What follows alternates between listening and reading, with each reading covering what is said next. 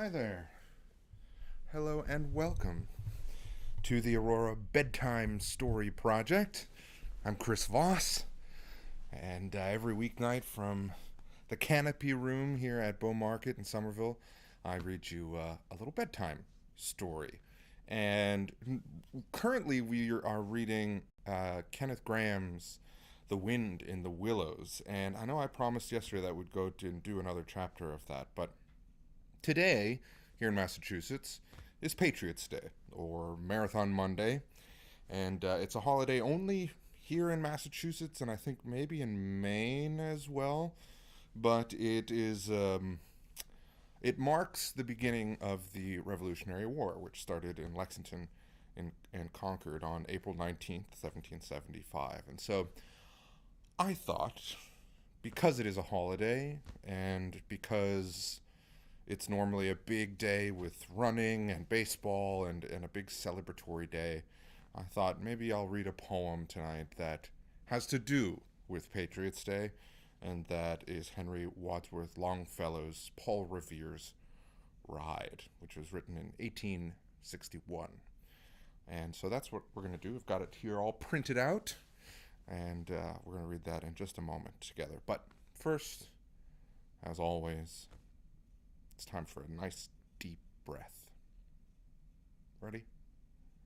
1, 2, 3.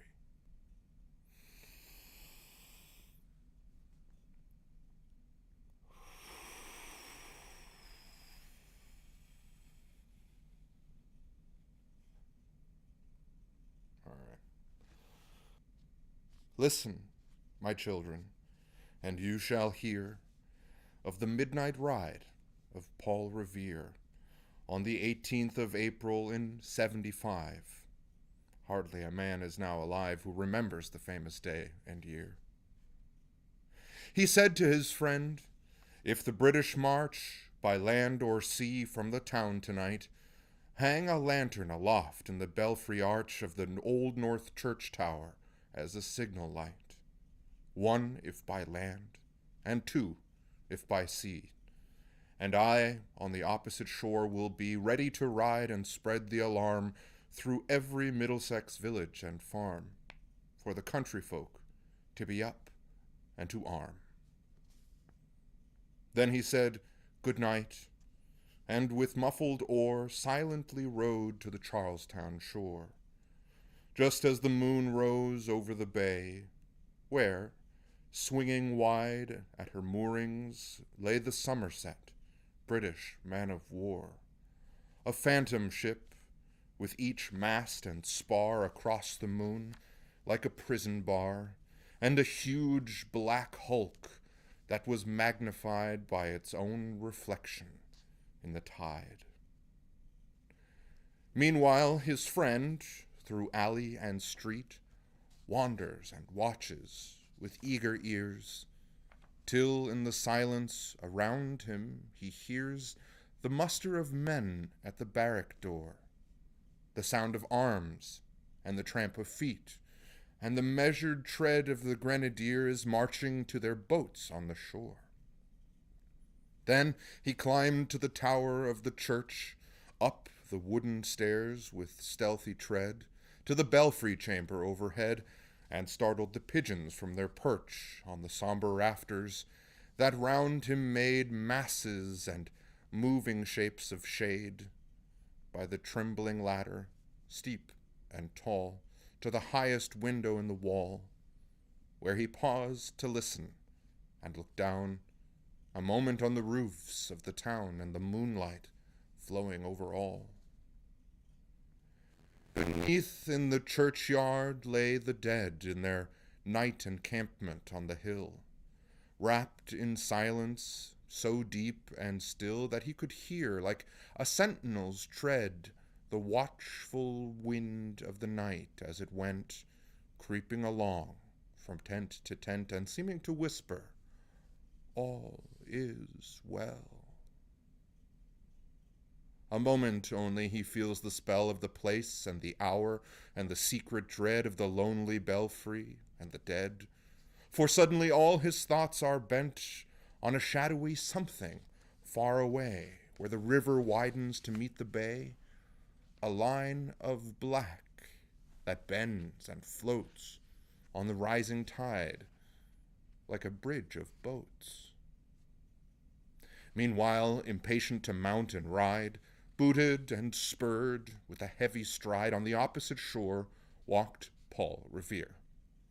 Now he patted his horse's side, now gazed on the landscape far and near, then impetuous stamped the earth and turned and tightened his saddle girth.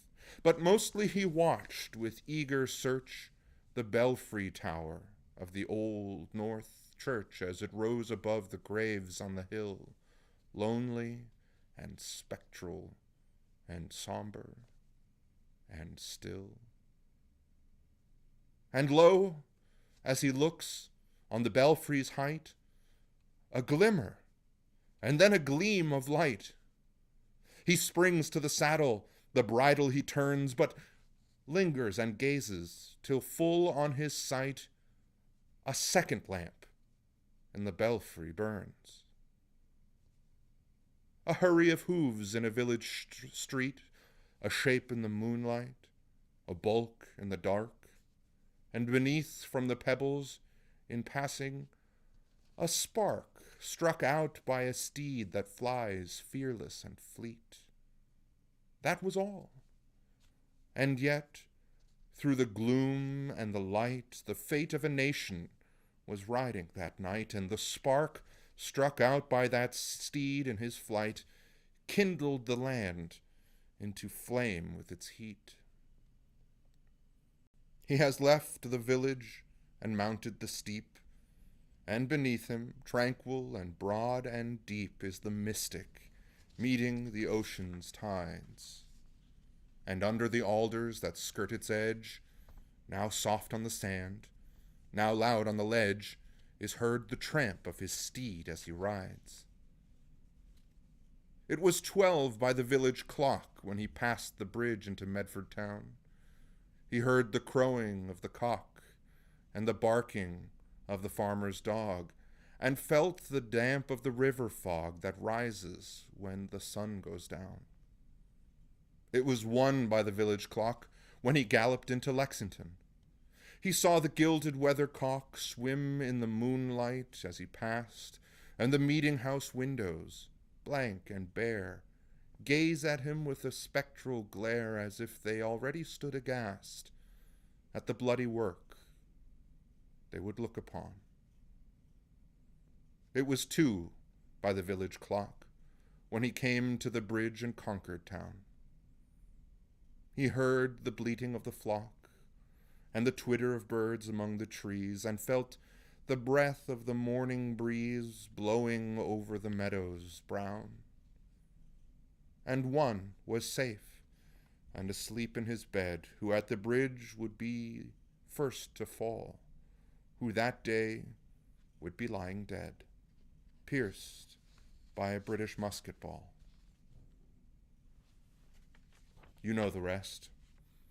In the books you have read how the British regulars fired and fled, how the farmers gave them ball for ball from behind each fence and farmyard wall, chasing the redcoats down the lane, then crossing the fields to emerge again under the trees at the turn of the road, only pausing to fire and load.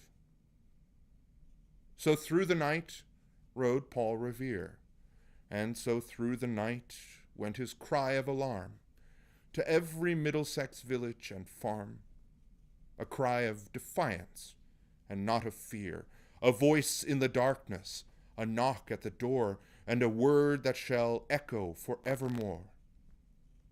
For, borne on the night wind of the past, through all our history to the last, in the hour of darkness and peril and need, the people will waken and listen and hear the hurrying hoofbeats of that steed and the midnight passage of Paul Revere. There it is.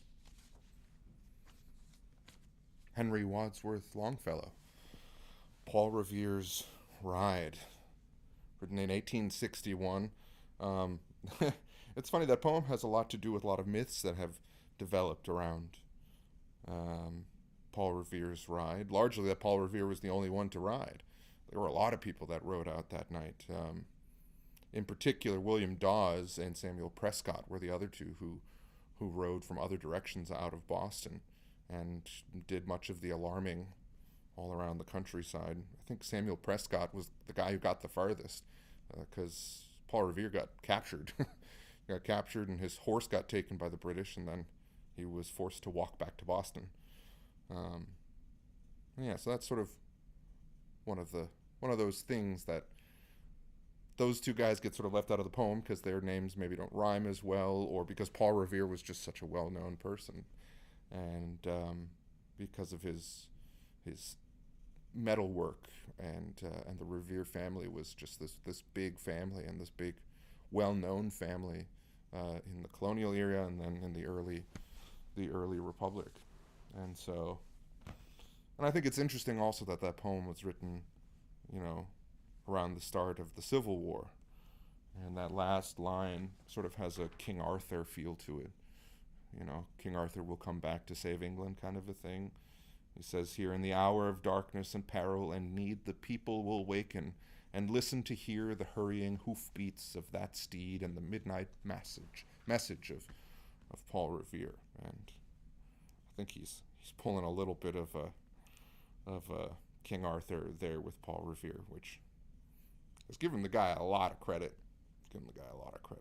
But anyway, I thought that poem was lovely and a good thing to have here on Patriots Day and on Marathon Monday. It's a weird day because normally it's a day of such joy and so many people being out together and running, and thousands of people participating and celebrating the runners, and also a day of great sobriety after the Boston Marathon bombings, and now it just feels weird. But it was nice to have. I think it was nice to be able to hear that and to be able to share that poem with you tonight, and I hope you enjoyed it as well. I know it's a short and sweet one this evening, but that's all I've got lined up for you. So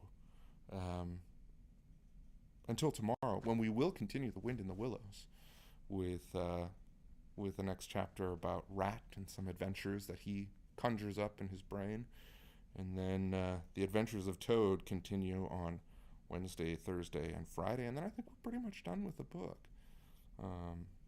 So getting close. At any rate, thank you so much for watching and listening, and I hope you have a wonderful night. Wishing you one from the little cozy reading nook here at the Canopy Room. See you tomorrow.